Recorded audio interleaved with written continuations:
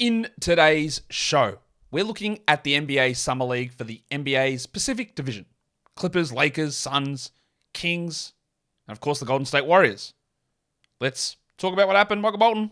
Thanks, Josh. It's Michael Bolton here, and it's time for another episode of the Locked On Fantasy Basketball Podcast. Let's get to it. Let's get to it, indeed. You are Locked On Fantasy Basketball, your daily fantasy basketball podcast, part of the Locked On Podcast Network.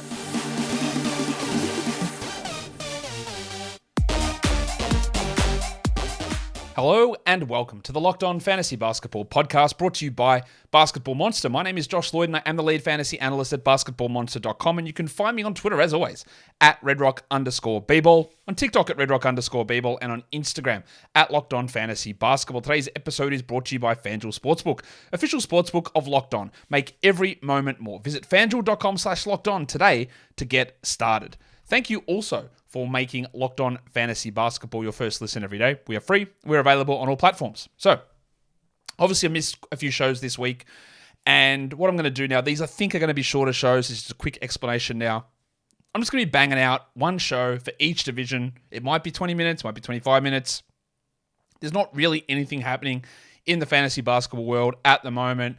There's little bits and pieces to take out of these shows. I'm not going to get too in-depth with every player in some league. I'm just not going to do that. It's guys who are on rosters. So there's some redraft takeaways. There's more dynasty takeaways from these shows. I appreciate you watching and listening to them still, even if I understand there is probably a limited usefulness for this part. But this is the deadest part of the season. We are going to start getting into things like fourth years and third year breakouts and second year breakouts and redraft stuff for rookies. We're going to start to get into some year-to-year correlations and injury updates. All that stuff is coming over the coming weeks. Then we get into early rankings and mock drafts and all that sort of stuff. But this is the dead period. This is what we're going to do. Had a gap where there was no shows. We're going to get them out. So, does that make sense? I hope so, Warnie. Let's get it on, Gilly. Wow, almost just screwed up and didn't do the off camera. That's fine. We're here. We are ready to talk about the NBA Summer League, which goes across Utah, Sacramento, and of course the major one in Las Vegas, where I was there. I talked yesterday with Dan Titus from Yahoo. We spent quite a bit of time together there. I spent quite a bit of time with bunches of NBA people. A lot of the draft people we had on the show: Brian Schroeder, Ben Pfeiffer, Tyler Metcalf, Tyler Rucker, Corey Tulaba, Chuck from Chucking Darts. Who else? There's someone else I'm missing, I'm sure. We caught up, Keandre from Hoop Intellect, caught up with him. All the Locked On guys that were there: Raf Barlow, Nick Angstadt, it's Nick Van Exit, that's his Twitter name, Nick Angstadt, Jackson Gatlin, Tony East was there as well, plus other media people, Jovan Buha from The Athletic, just so many guys that I was able to catch up with. Sean Hyken, Danny Morang from the Blazers beat. I don't know, there was just a lot of people that we caught up with and were able to chat with. Andre Snellings from ESPN, he was there too, caught up with him. Nate Duncan, Kevin Pelton, John Hollinger, Danny LaRue, Dan Feldman. So many people. There were so many people we caught up with and just gathered information and chatted with those guys across the 3 days. And I'm sure there's someone that I'm missing. Plus, all of the people who came up to me at Summer League to say hi, to ask for photos. Appreciate all of you guys who did that. There was way more than had ever happened to me before. It's a little bit humbling at times. And we were getting on the airport in Las Vegas, actually, and someone came up with their son and said, yeah, we listened to your podcast. We drove to and from sports practice as we were lining up to get on the plane, and they just spotted us at the airport and came up for a photo. And it's I always appreciate that people coming up and saying that and taking those photos with people or meeting them. And it was just a great experience. Now, I don't know why I went on such a tangent talking about my experience at Summer League and the people that I did meet. And then, there is definitely people that I forgot to mention that I have met.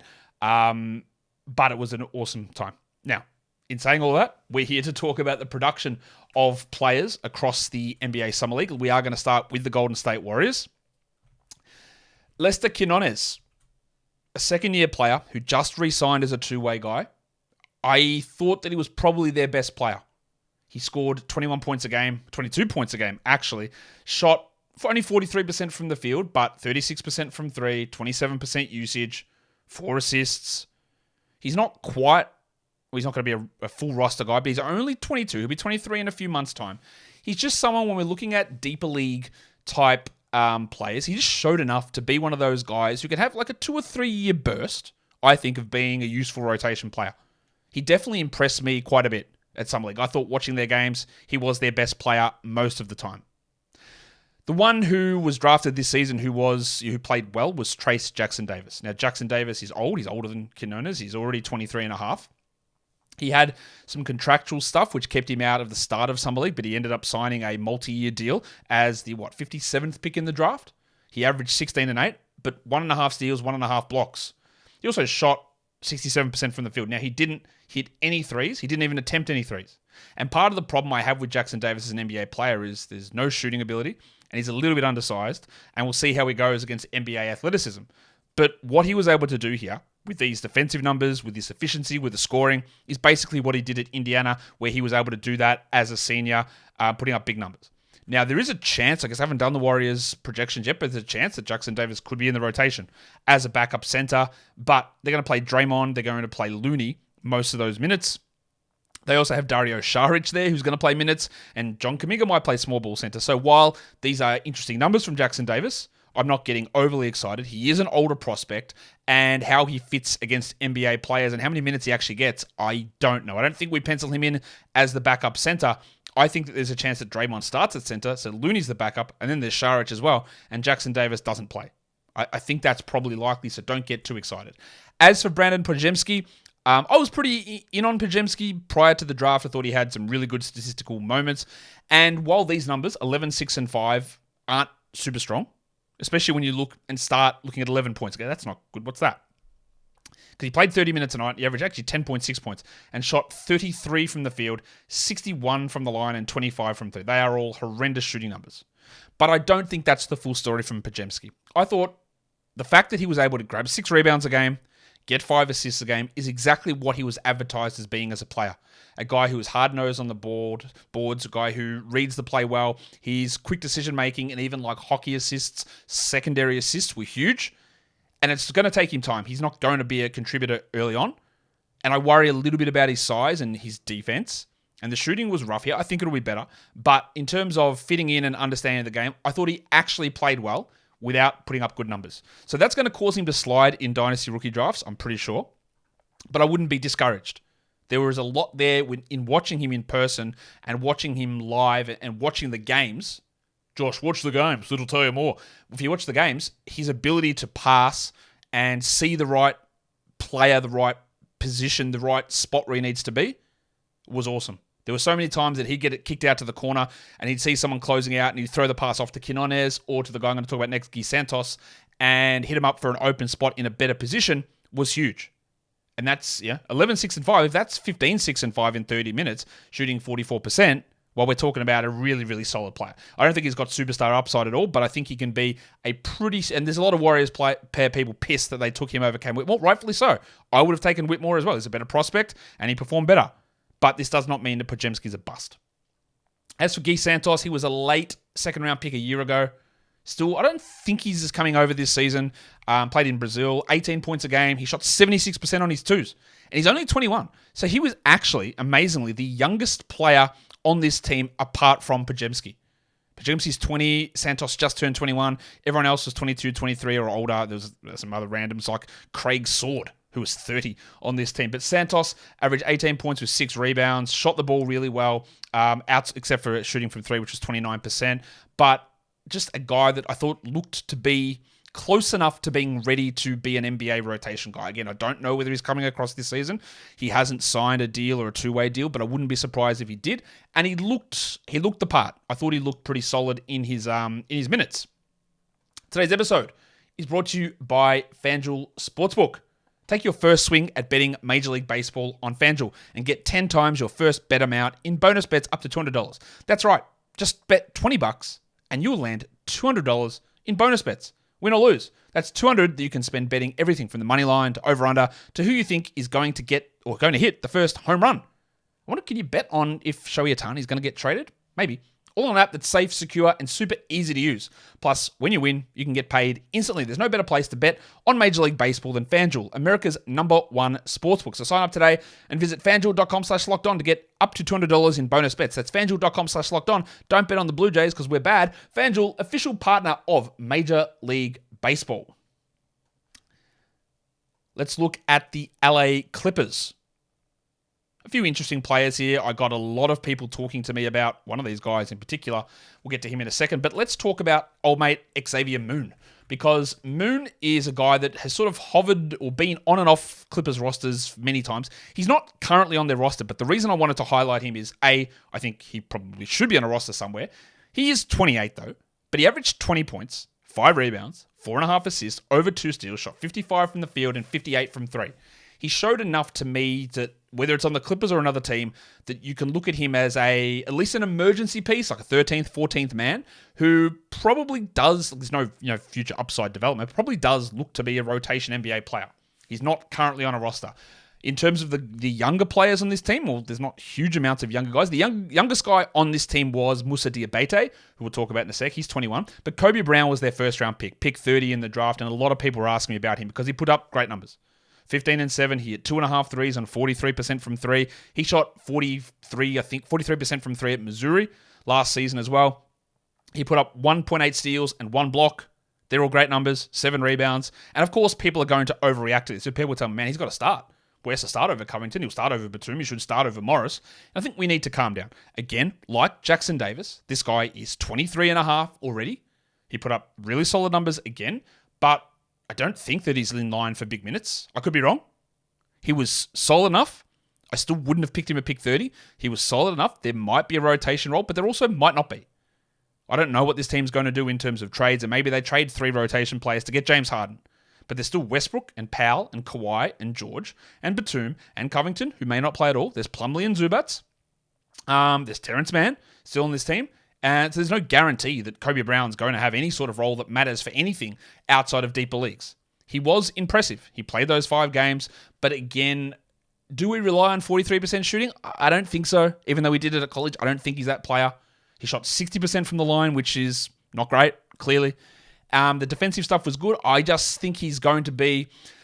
It sounds rude, but is he just going to be sort of like a plotter? The guy that can occasionally put up numbers? Okay, let's be more fair on him. Kenrich Williams, a guy that we love that contributes very well to winning basketball at times, but there's a limit on what he can do in a real ceiling. Can Kobe Brown be a contributor like that at some point? Maybe. He really stood out here. But again, I do think some of that is the age factor. And the other thing we've got to look at when looking at Summer League is who else is on your team? Because we're going to get to that when we get to Sacramento later on. And there's other teams like this too. Who else is on the team? Who else is taking opportunities away from you? Are we ever going to see a situation where Kobe Brown has 23 usage, which is what he had in this Summer League squad? Will he ever do that in a real NBA team? Probably not. Will he ever get this sort of role? Probably not. So it is a context-dependent thing. Again, he looked good in this setting, but I don't think we're going to see him play. Maybe I'm wrong. Maybe he'll be one of those rare rookies who starts this season. I don't think there's going to be many rookies start this season to begin the year. There'll be other guys who filter in as the year goes on, but I don't think that's going to be Kobe. Jason Preston, I've always got to do this. Preston? I like that guy. Preston! And I'll use this as a way to segue. What we saw at Summer League this year was really interesting to me. Out of the lottery picks from the 2022 draft, I believe it was 12 of the 14 players played. Now, you do not see that usually. The 2 who didn't were Paolo Banchero, the Rookie of the Year, and Jeremy Sohan. I don't really know why Sohan didn't play unless there was still a problem with his knee. But they didn't play. Every other lottery pick played at least one game, with Jalen Williams playing that one game. Everyone else played games, and you just don't see that. The number 2 pick played in Chet Holmgren because he was injured all season. Number 3 pick played Jabari Smith. The number 4 pick played Keegan Murray. The number 5 pick played Jaden Ivey. Everyone played, which is great. They should play. Look, they don't have to play the whole way through, and getting 2 or 3 games in is fine. I think the next step to this in these players, getting this extra development and working on their games, is destigmatizing the G League and having players who aren't getting solid run in the NBA playing more in the G League and developing. And seeing, and I've got plenty of ideas for plans for what the NBA should do with the G League. They're never going to listen, so it doesn't matter what my plans are. But seeing guys go down, if they're getting 2 minutes a night or they're sitting there waiting for garbage time, go to the G League for 2 weeks. Play 5 games, play 4 games, get some run in, develop your skills, come back up in a month when there's an opportunity. And I think the fact that we are seeing these rookies who are prestige rookies, lottery picks, all of them saying, yeah, we'll play in Summer League. We want to get better. Making it to me that when we have these other rookies who will go down and the team should hopefully start to use the G League more, especially now that the Suns are the only team without a G League team, and they will get one for next season. Well, not next season, the 24-25 season. That's the next step. Because there was a point where if you played any sort of minutes as a rookie, you just didn't really see them play it at Summer League. We had plenty of third-year guys, and some of them sucked, but third-year players play in Summer League. And that takes me to Preston, who is a third-year player. He was an early pick in the second round in 2021, been injured a lot. I worry about some of his scoring stuff, but as a passer, it's always been there for him, and it was there again here. 6 assists per game for Jason Preston. Unfortunately, he only had 9 points and shot just 22% from 3. So there are significant red flags, but this is a team that doesn't really have point guards or even prospects in the pipeline. He's almost 24, so he's about the same age as Kobe Brown. But just someone will see maybe there's a chance he can get into the rotation, although highly doubtful. But also just watch in case they make moves that Preston finds himself somewhere that those assist numbers, they've been consistently real all the way through college, through the G League, and now through Summer League again here. That's where I wanted to go. That was a long run-up to get to the point about Jason Preston. Moussa Diabate was a second-round pick last season for the Clippers. He is the youngest player on this team. He's 21. He was picked 43. He averaged 10.5 boards with 1.5 blocks and 1.5 steals, but only 36% as a center. I think there's a little bit of upside in Diabate to be a rotation big, a backup 5. He's not going to do it this season with Plumlee and Zubats there, but if one of those guys gets hurt, don't be surprised to see Diabate be a marginally interesting player. Good blocks, good rebounds. Definitely a better player, I think, than someone who was picked or your usual pick at pick 43. I think he's better than that. And the other guy who was drafted this season was Jordan Miller. He was picked at pick 48. I was not particularly impressed with what he was able to do. 26 minutes a night and under 7 points. He had a true shooting of, under 50%. He hit 30% from 3, and that was part of his problem at Miami as well as some of the shooting. He didn't hit free throws well. He had 3 assists, but in only 26 minutes a night. He played 26 minutes a night.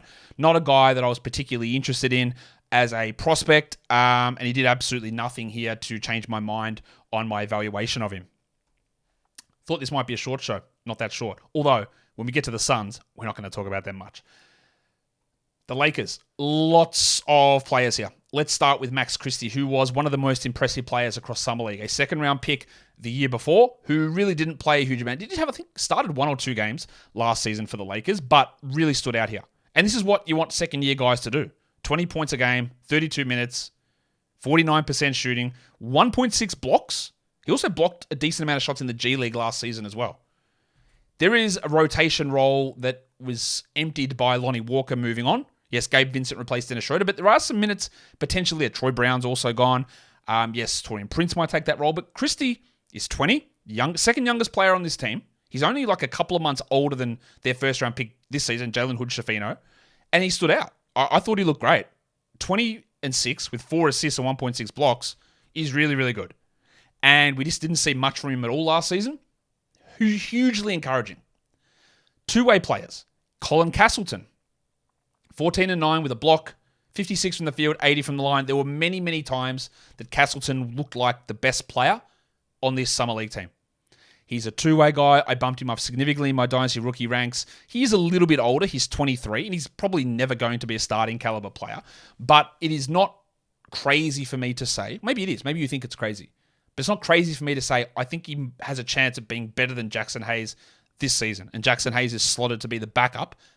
No, Jackson Hayes will not start for the Lakers. Jackson Hayes will be the backup to Davis, and I wouldn't be surprised if Castleton at some point gets converted into a full-time contract. He was very impressive. His numbers at Florida were great. He came in, he did that, and he just looked like he was in control the whole game, which is what you want these players to do. Cole Swider's on a second year of a two-way. He's 24, so an older player there too. He played 28 minutes, 15 points. He shot 45% from 3.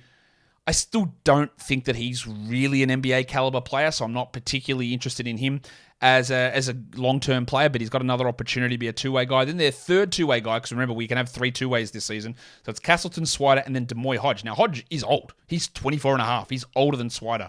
But what he is an absolute three-point bomber. And they lost Malik Beasley. That's another guy they lost that can give minutes to Max Christie there. They lost Beasley, whose raison d'etre is shooting threes, 11 per 36. That's what Hodge does as well. He did it at Missouri, playing alongside Kobe Brown. 3 threes a game here, 40% shooting. He's going to do it is a very good steals guy as well. And when we talk about two-way guys with Dynasty Fantasy Vote, Castleton and Hodge are two of the highest ones there. Now, I was not impressed by their first-round pick, Jalen Hood-Schifino. He shot 34% from the field, 56 from the line, 57 from the line. He played 29 minutes and averaged 14, 4, and 3. I was not super impressed with him as a prospect in Indiana. I thought some of his decision-making in college wasn't great, and I thought the decision-making and shot selection at Summer League wasn't great. We did not write him off based on this, but I would not be expecting any sort of sizable role for Hood-Schifino at all. In fact, I'd be surprised if he's even in the rotation most nights, given that Russell, LeBron, Austin Reeves, and Gabe Vincent will all be ball handlers who are significantly ahead of him in the rotation. There's a long way to go for Hood-Schifino. He's got the size, but I think some of his decision-making is a real detriment, and nothing that I saw in Summer League makes me change my mind on that. Their second-round pick, Maxwell Lewis, who a lot of people thought should have been a first-round guy, I was a little bit off on him going, I don't know what his skill is. I don't know what his thing that he does is. Like, what does he do? Like, is he average at everything? That's sort of how I felt with him. And then we just didn't really see much of him. 20 minutes a night in Summer League's not a huge amount. He averaged just 5 points on 33% shooting. Now, he's going to be better than this, but he's also probably going to take the Max Christie path and never play. He'll play for South Bay and hone his game there. But I would say that Christie is at this point a significantly better prospect than Lewis. Christie's also younger than Lewis, like 6 months younger than Lewis, despite being drafted 1 year earlier. I was not massively in on Maxwell Lewis, and nothing really changed there. And I don't know why I put Alex Fudge. I thought he's an interesting undrafted player. He's not on a two-way for them, but he really didn't get an opportunity because they were just jam-packed full of prospects. The Suns were not. Their second-round pick, late 50s draft pick, Toumani Camara, who I guess there was a chance that he could play some rotation minutes, but I would say that Eric Gordon, Josh Okogie, Keita Bates-Diop are all going to be ahead of him in the rotation there. But Camara, 23-year-old out of Dayton, averaged 16 and 7, 45% shooting, 71 from the line. I look at those numbers and go, they're okay. But on a team devoid of anyone really good, like the players playing Hunter Hale, Jordan Usher, Grant Sherfield, who's not a bad player, Trey Jemison, who's maybe an NBA guy as well, Barry Brown Jr., Louis Olinde, Jawan Evans, Savion Flagg. Like, who are these blokes? They're nobodies.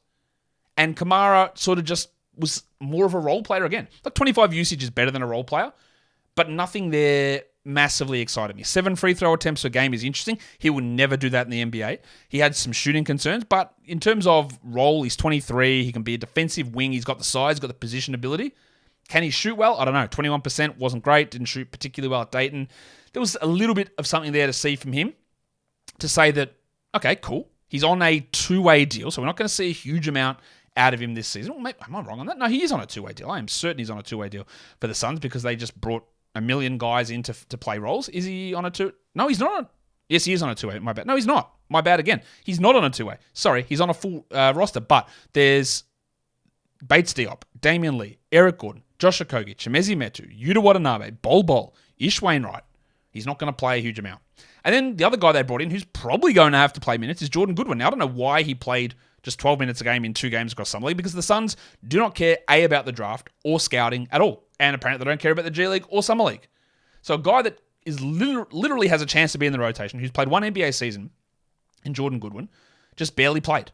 Now, there was obviously trade stuff that needed to go through, and he didn't do much, but I don't know. He's an interesting guy to watch for fantasy. We're definitely not drafting him because he's a long way down the pecking order and he might not play most nights. But he is an interesting player who can put up numbers.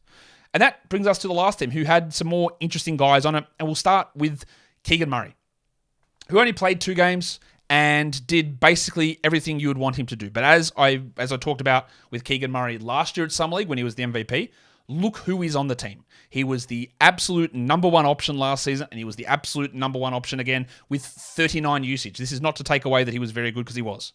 35 points a game, 4.5 threes, 45% shooting, 13 free throw attempts per game, 2 blocks, 1.5 steals. Immaculately good numbers. And I think he will be much better this season than he was last season, and he probably elevates himself a little bit in the pecking order. But he is not the number 1 player on Sacramento. He is not the number 2 player in Sacramento in terms of usage. Where does he fit? Is he ahead of Malik Monk or Kevin Huerter or Harrison Barnes?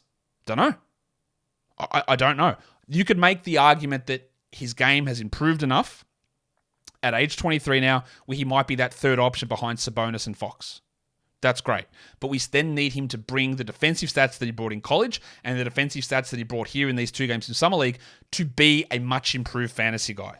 He will shoot the ball pretty well, but will he be able to get this level of production and be the guy? We have seen it twice at Summer League when he is the man that he can ramp it up against that low-level competition. But he is also extremely passive at an NBA level most of the season.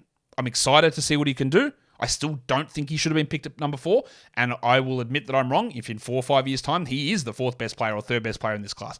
I don't see that yet. But I think that there's a huge step forward coming for Keegan Murray this season. But is it as big as some people think it'll be? I don't know. My hesitation with him last season was I think he's the 4th or 5th offensive option. This year, I think he's the 3rd or 4th offensive option, which is a step forward. And he did exactly what he wanted to do. He absolutely dominated in Summer League, and there was huge positives from the defensive stats. Keon Ellis, speaking of defensive stats, guard, 2 years out of Alabama, a two-way guy who's on a two-way again. He averaged almost 3 steals a game. He shot really well, 50% from the field, 39 from 3, 13 points per game. It's a long way to get a role on this team, obviously, but with Terrence Davis not back, maybe there's an opportunity for him at some point to get some minutes.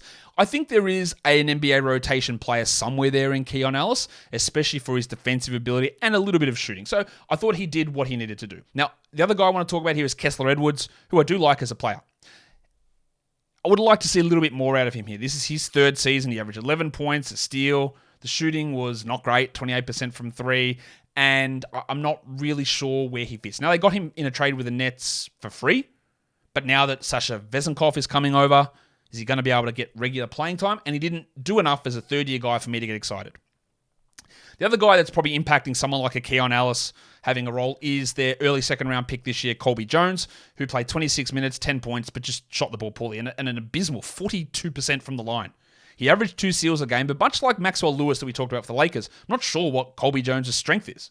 He did have some shooting issues in college. He wasn't a strong shooter, and he shot 28% from 3 here. So he's sort of just like, you're a wing-ish size player, 6'5 guard / wing, who looks like he should shoot but doesn't really shoot well and probably needs the ball in his hands a little bit more than is needed for a player of his skill level, which always leaves me to think I'm not sure there's a huge amount of upside there. Jalen Slauson, I would have loved to have seen him do more.